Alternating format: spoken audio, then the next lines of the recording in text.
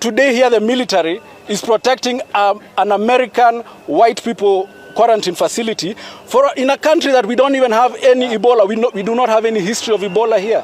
Why are they not doing it in the DRC? Why are they not doing it in Uganda? Why must they bring it here? We want that facility taken out of our town. We want it taken out of Kenya. What's going on, everybody? This is Afro Think Tank. Today we're going to talk about what's happening in Kenya and Kenya's rejection of America building a facility to treat Americans coming from the Congo if they have Ebola, even though there's no Ebola in Kenya. Now, the Kenyan people are pissed off because they now recognize, during the age of information, right? They now recognize that America, what they're doing is they're trying to protect the white folks who are currently exploiting the resources and manipulating the people of Kenya. And more than likely, the distributors of the Ebola virus, because somehow conveniently, while the world is going to a hell in a handbag, all of a sudden Ebola just happens to pop out in the same spots every single time, just out of nowhere, randomly, right? Right? I personally believe that white people are continuing their biological warfare against African people and inserting these biological diseases to continue to destabilize a region that continues to try to stabilize itself. And every time it gets close, all of a sudden there is some biological crisis that destabilizes and kills a whole bunch of people, right? So, of course, the white supremacist neo-Nazi administration, you know, with all of this extracurricular terroristic activities around the world says, oh, we don't want to make sure that no Ebola gets here, right?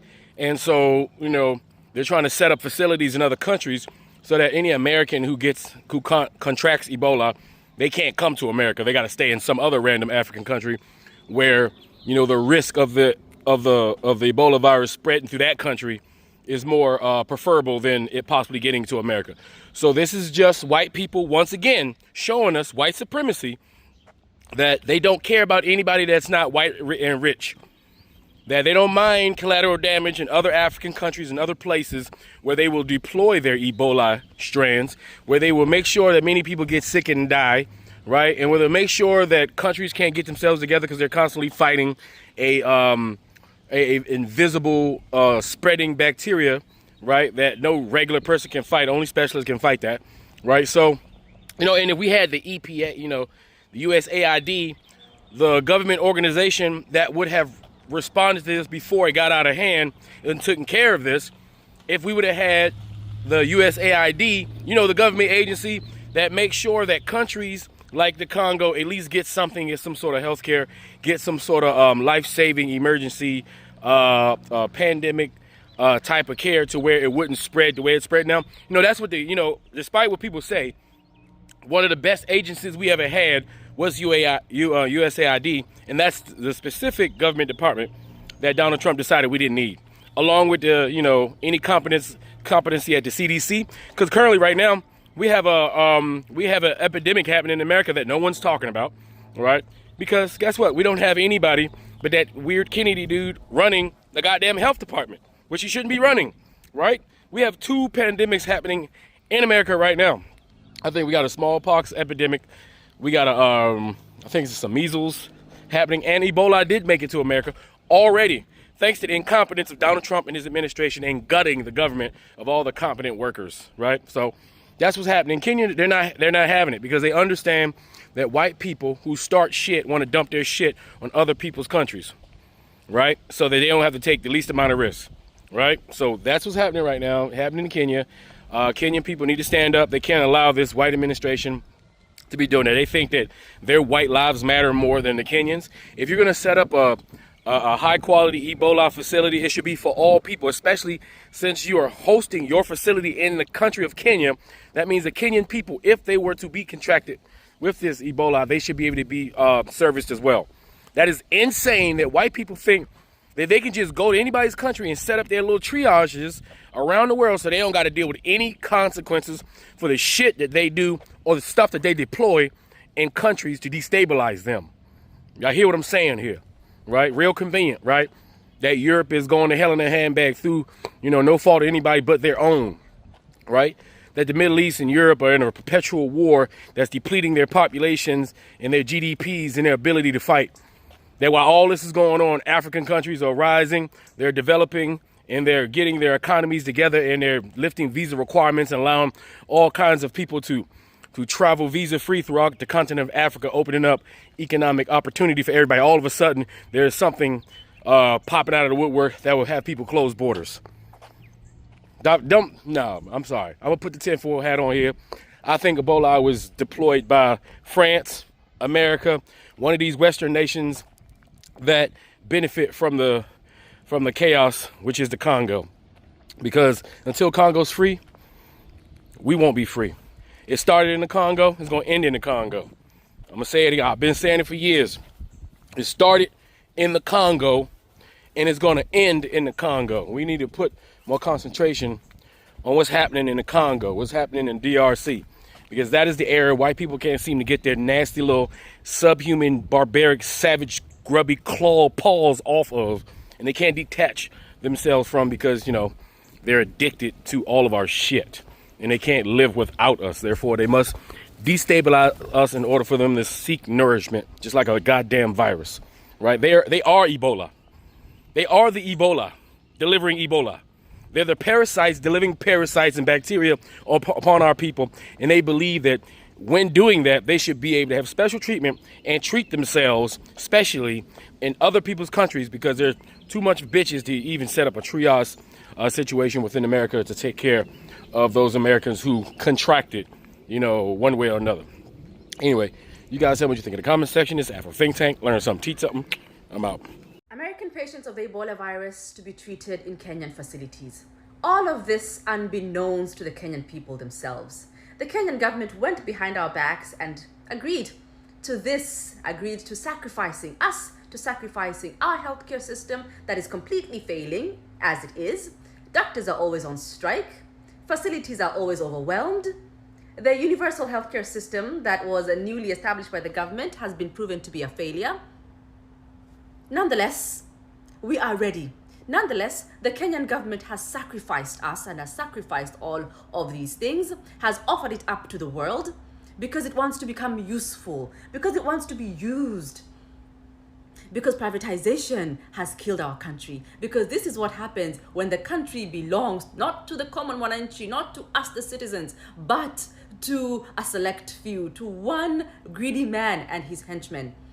This is what happens when state-owned enterprises have completely been destroyed. We used to make our own things, now we don't, because private companies, international, multinational companies have come into our country and they have taken everything.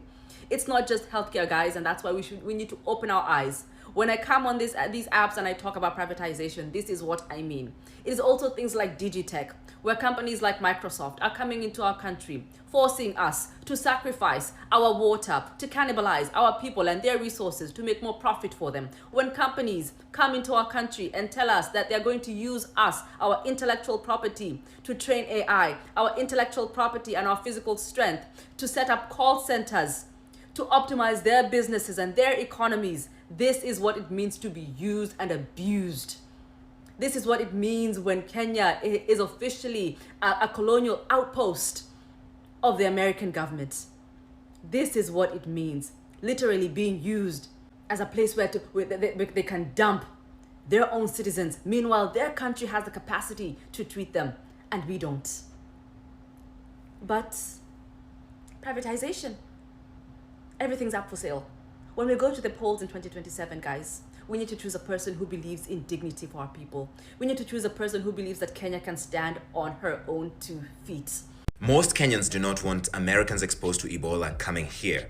They want the Kenyan government to reject the US request and turn down any money the Americans are offering. The US is setting up a state-of-the-art facility here in Kenya for Americans who need Ebola care after getting exposed in the Democratic Republic of Congo, a Trump administration official said on Wednesday. Why do Americans think that their lives are so much important than the lives of Kenyans? So that they establish a facility in Kenya that is meant for only Americans. Kenya is close enough to Congo that this facility can provide, quote, high-quality care for Americans who would need to quickly get out of DRC and quarantine with other risks of a lengthy transport back to the US, this official added. But Kenyans questioned why their government agreed to this, worrying that it will import Ebola into the country. why would you create a facility within my country and it doesn't serve me? Yet the same facility is going to host people who are endangering my own life. The US-Kenya quarantine deal has been opposed by both the Law Society, representing the country's advocates, and the Doctors Union, speaking for more than 10,000 physicians. They're demanding transparency from the Kenyan government and say the deal risks importing Ebola to Kenya. Kenya's health ministry has not provided more information about the specifics of the quarantine facility, but said,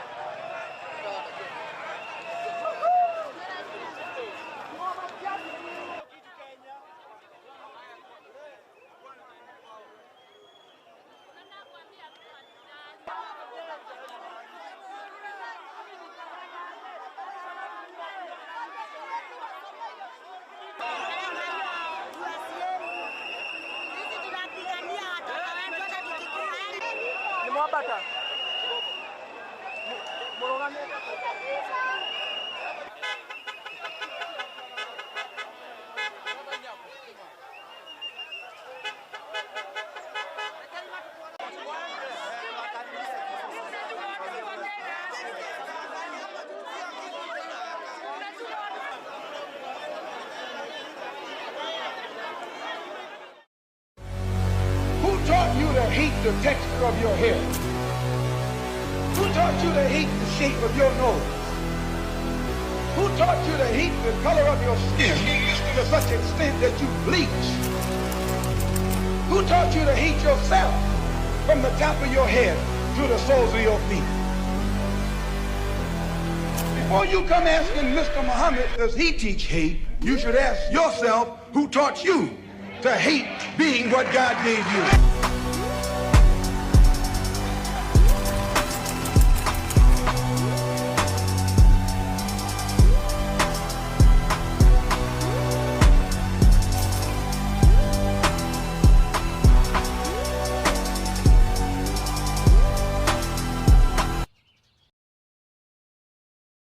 'Free Sudan! Boycott diamonds and gold! Free Sudan! Boycott diamonds and gold! We most definitely cannot forget about the people of Sudan! Thanks for watching Afro Think Tank. Don't forget to like, share, and subscribe. And follow me on Substack and Patreon for more content. Remember, it's Pan-Africanism or nothing.